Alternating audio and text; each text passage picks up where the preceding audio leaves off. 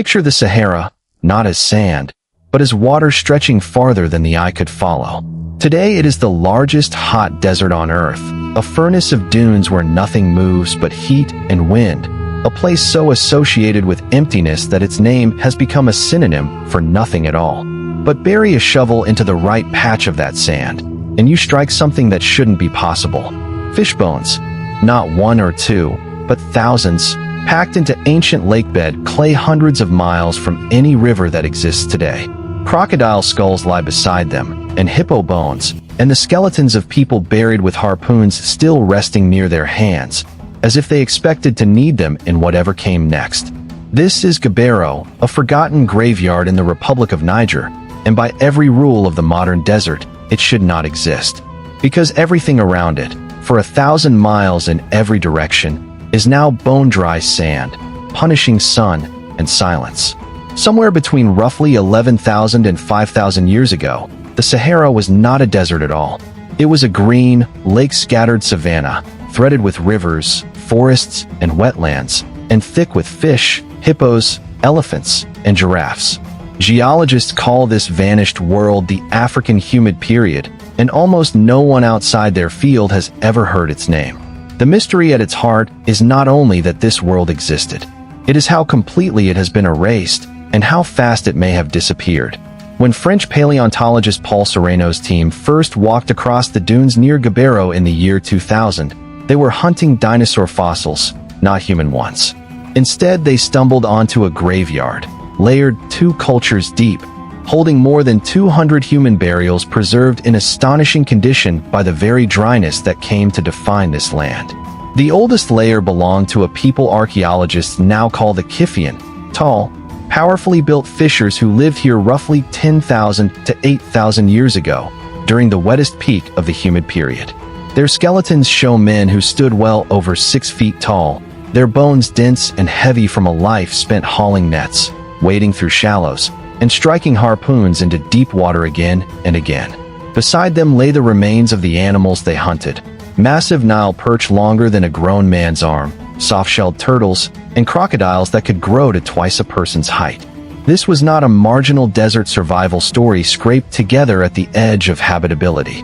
This was a thriving lakeside civilization built entirely around water that, today, simply does not exist. Picture a Kiffian fisherman wading into a reed-choked lake at dawn, harpoon raised, cool water lapping at his knees under a wide, open sky the color of pale rose. Around him, hippos surface and submerge in the shallows, entirely unbothered by his presence, because this lake has always fed everyone who lives beside it. His wife waits on the muddy shore, a woven basket balanced against her hip, already half filled with the morning's catch of perch and catfish.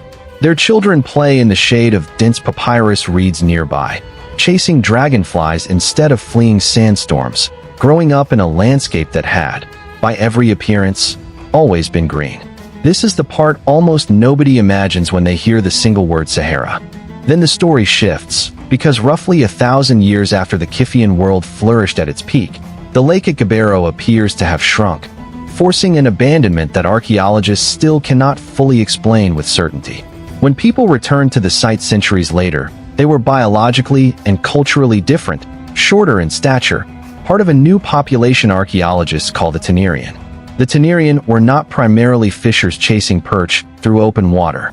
They were herders, tending cattle across drying grassland, and their graves tell a strikingly different, and in some ways even more moving, story of that world. In one of the most extraordinary burials ever recovered from the Sahara, archaeologists uncovered a woman and 2 young children, arranged together in a pose suggesting a final embrace, their small skeletal arms interlaced, resting on a bed of flowers whose pollen somehow survived after roughly 7,000 years underground. Flowers, deliberately placed in what is today one of the most lifeless landscapes on the planet. This single grave forces a complete reimagining of what this world once was. It was not marginal. It was not barely livable. It was rich enough to support ceremony, grief, ritual, and beauty, the same emotional architecture we recognize in ourselves today. But Gobero is only one window into this vanished world, and it is far from the only proof. 900 miles to the northeast, in the mountains of southwestern Libya, sits a rock shelter called Takarkori, and it tells a parallel, equally strange story from the same lost climate. Inside its shaded overhang, archaeologists found naturally mummified human remains, preserved not through deliberate embalming but through the sheer dryness that eventually swallowed this entire land whole.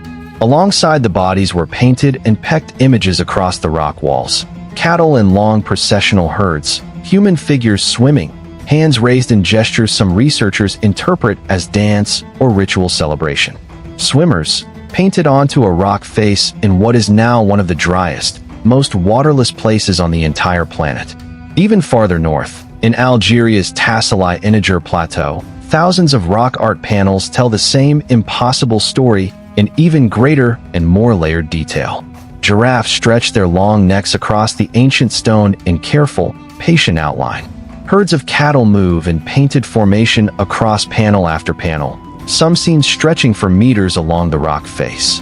Human figures dance, hunt, herd, and gather across a landscape that, when the art was made, was not desert at all but open, living grassland. Some researchers believe these images span thousands of years, layered like a visual diary of a world slowly, then suddenly transforming beneath the very feet of the artists who painted it. And that brings us to the actual scale of what existed here, because the Sahara's ancient lakes were not small, scattered watering holes. At its peak, a body of water called Lake Megachad may have covered an area larger than the modern Caspian Sea, making it, briefly, one of the largest lakes to ever exist on the surface of the planet. Satellite radar imaging in recent decades has revealed entire ghost river systems buried beneath today's dunes, ancient channels that once carried water clear across the width of the continent toward the Atlantic and the Mediterranean. This was not a scattering of isolated oases clinging to survival. This was an interconnected hydrological world, rivaling anything found in the wetter, greener regions of Africa today. Further east, near the Egyptian site of Nabta Playa, archaeologists have uncovered one of the oldest known astronomical stone alignments on Earth, arranged by cattle-herding communities who lived beside a seasonal lake in what is now empty, hyper-arid desert. These were not desperate survivors. These were organized societies, tracking the stars, herding livestock, and building monuments in a landscape that modern visitors would find almost impossible to imagine as habitable at all. So the first mystery is settled beyond serious scientific doubt.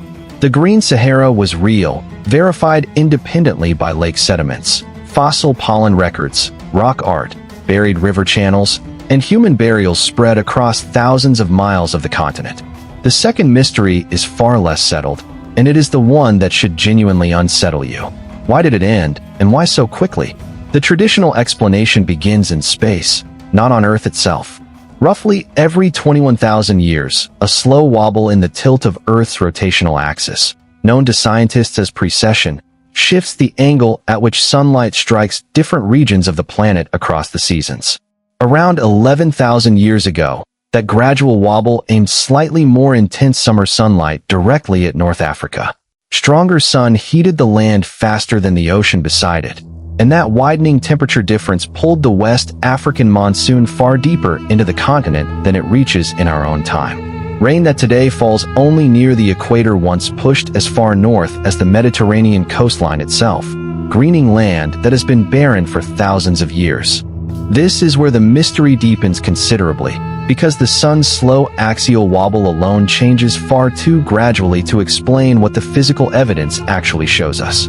Climate scientists studying dust records pulled from ocean sediment cores off the West African coast noticed something genuinely jarring buried in the layers.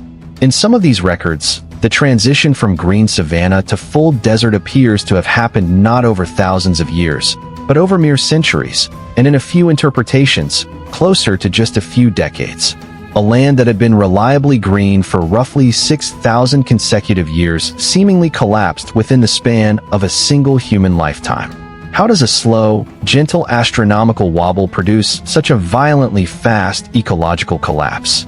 The leading theory involves feedback loops, self-reinforcing spirals where one small initial change triggers a much larger, runaway consequence. green vegetation, scientists argue, was not merely a passive result of the rainfall. It was also an active cause of the rainfall, because dense plant cover absorbs and reflects sunlight differently than exposed bare sand, and it helps pull in and retain atmospheric moisture, feeding a self-sustaining cycle that keeps the rain coming reliably year after year. Once that vegetation began thinning out, even slightly at first, the feedback loop violently reversed direction. Less plant cover meant less moisture retention in the soil and air, which meant less rainfall overall, which then killed off still more vegetation, and the destructive spiral accelerated rapidly on itself. In this model, the Sahara did not fade gradually and gently into desert over long millennia. It reached a hidden tipping point, quietly, and then it fell, hard and fast. But not every researcher in the field agrees the collapse was truly instantaneous across the entire continent.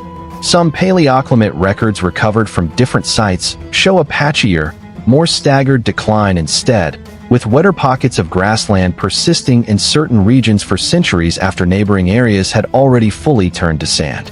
This is the genuine, still unresolved argument raging quietly inside the field today.